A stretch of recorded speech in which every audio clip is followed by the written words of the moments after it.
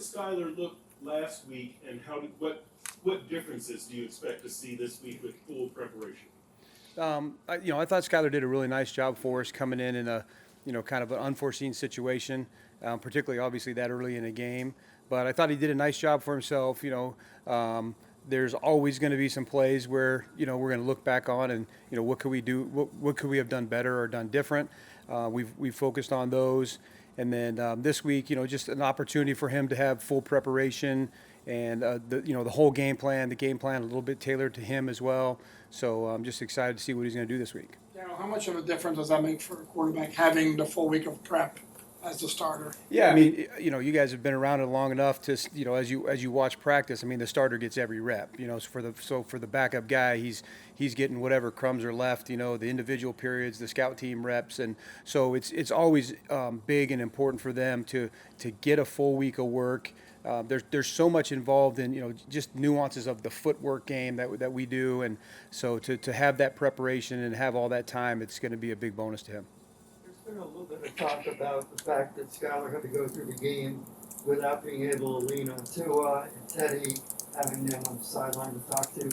How does that affect how you handled last week and even this week in terms of, are you talking to him that much more or trying to build his confidence? What's happening there? Yeah, last week there was a lot going on, and and the two veteran guys weren't there. Then the next guy, even Reed, wasn't dressed. He was on the sideline. So I just felt a little bit more urgency to stay with them, to communicate even more, and just try to be the veteran presence that he would need. On a week like this, I can still give him the information, but then when I walk away, I don't have to worry about what's going through his mind, because you'll have those two veterans that'll be able to stand there with them and and give them some of the insights that they have. Darrell, has Tua been in most quarterback meetings the last week and a half? Some of them. He's been in some of them, yeah, and more this week. Last week was no, so it's just kind of been a progression. What has he been like through the whole process of coming back? Tua, he's been great. He's been outstanding. I mean, he's chomping at the bit, and I think anytime that something's taken away from you in any way, I think there's sometimes more heightened awareness of how much you appreciate something, and I think Tua's going through that a little bit. Looking at the film from last game, his feet not being aligned on some of the plays. Just how did you see that when you were reviewing the film, and how did it maybe kind of throw off some plays? Well, we speak about our feet all the time, and we let our feet take us through our progressions, our reads, and kind of speak to us. And so when your feet are not correct, when you're not taking either the correct drop or the timing for the play, because sometimes you can speed up your feet too fast, and then it's telling you to move on. And so those were some of the things that happened. And with a full week of preparation this week and the different nuances that we have, he'll get more reps of those in live situations, and so I think he'll be even more improved on that. Darrell, is there a way to quantify how much too high safety looks that you guys have seen, like more than you thought or about what you thought, and what do you do in the passing game to have success against that?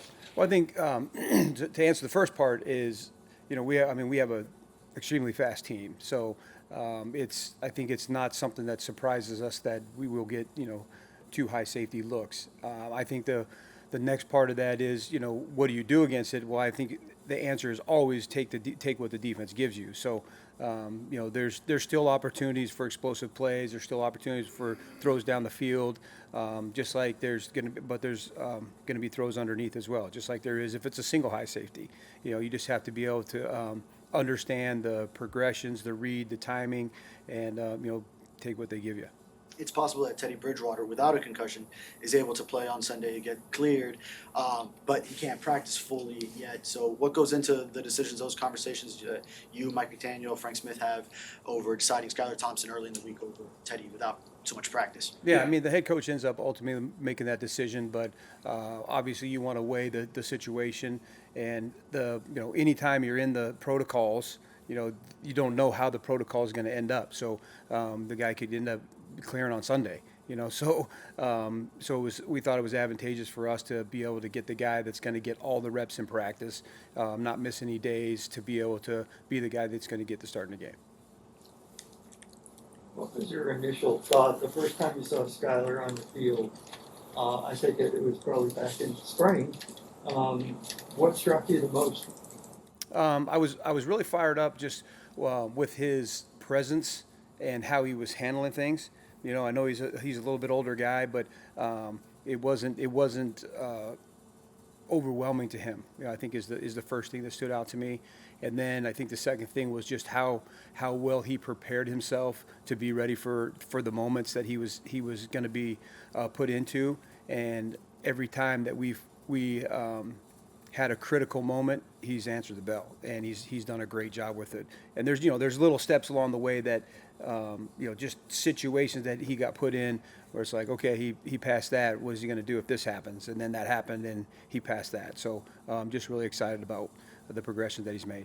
I would think a 7th round rookie quarterback coming into the NFL first time on a field like that probably could be overwhelming, couldn't it? It totally could be, and but I like I said, I mean, anytime you're prepared, that eases some of your anxiety. But still, once you get on the field, it's a whole nother level. And sometimes I think it's good to be thrust in the moment where you don't have a lot of time to think about it. But he handled himself really well, and he's only going to get better from that.